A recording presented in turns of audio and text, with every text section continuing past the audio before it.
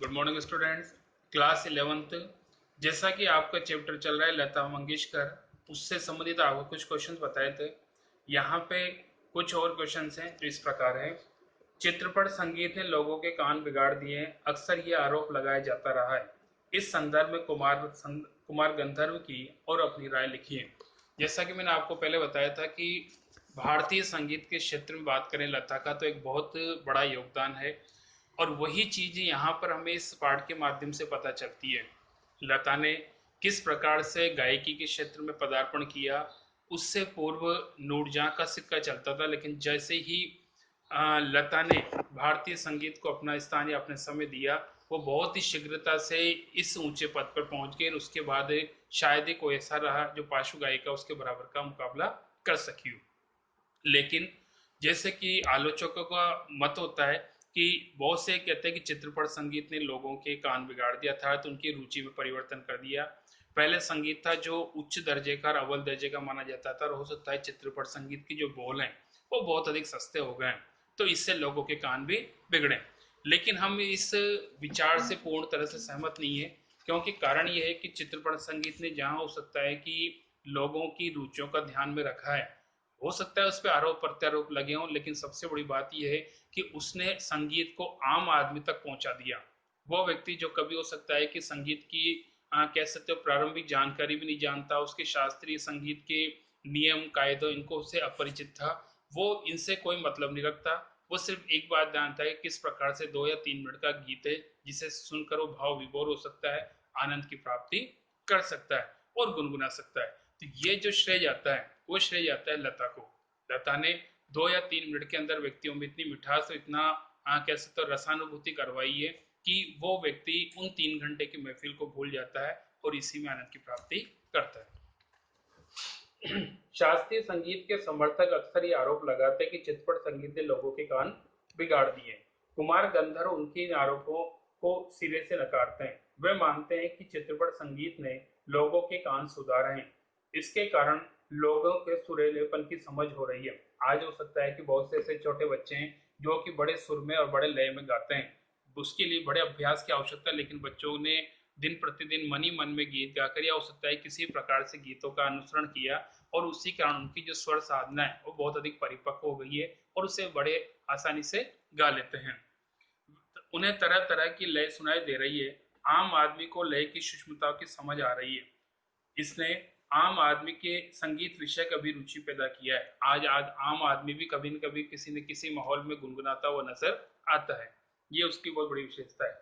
लेखक ने लोगों की शास्त्रीय संगीत को देखने और समझने में परिवर्तित दृष्टिकोण का श्रेय लता के चित्रपट संगीत को दिया है। जैसा कि यहाँ पे हमको लगता है कि चित्रपट संगीत ने किस प्रकार से लोगों को नए ज्ञान दिया, उनको गाने का अवसर दिया, और किस प्रकार से लोग उसे गाकर उनके सामने प्रकट कर रहे हैं। चित्रपट संगीत पर हमारी राय कुछ अलग है। पुराने जमाने के चित्रपट संगीत ने सुरीलापन दिया है, परंतु आज का संगीत तनाव पैदा करने वाला है। हाँ, हम ये अवश्य मान सकते हैं कि वर्तमान के संगीत में और पुराने संगीत में बहुत अंतर है।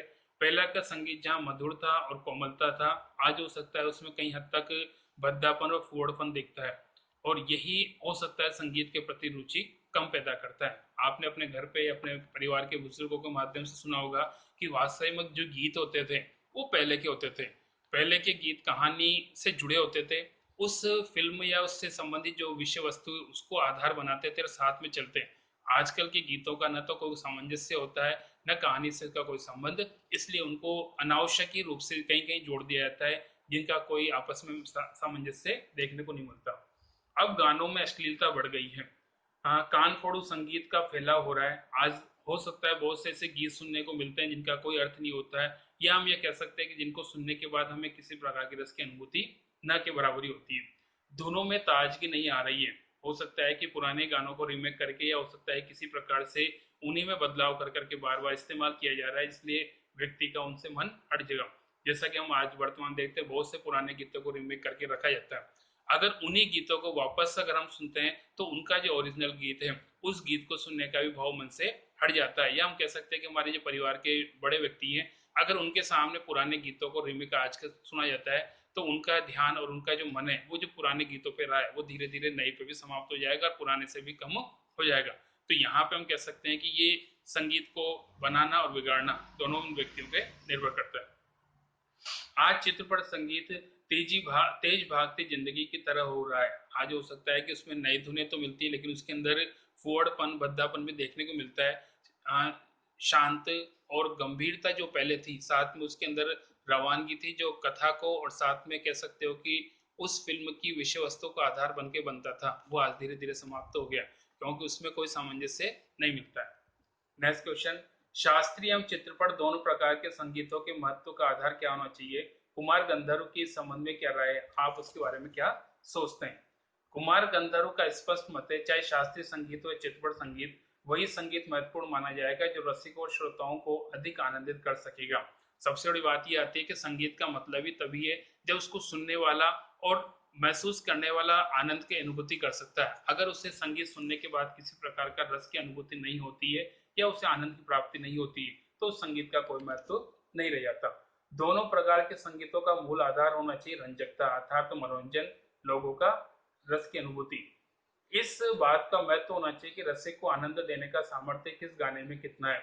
यदि शास्त्रीय संगीत में रंजकता नहीं है तो बिल्कुल नीरस हो जाएगा, अनाकर्षक लगेगा, और उसमें कभी हाँ, और उसमें कुछ कमी से लगेगी।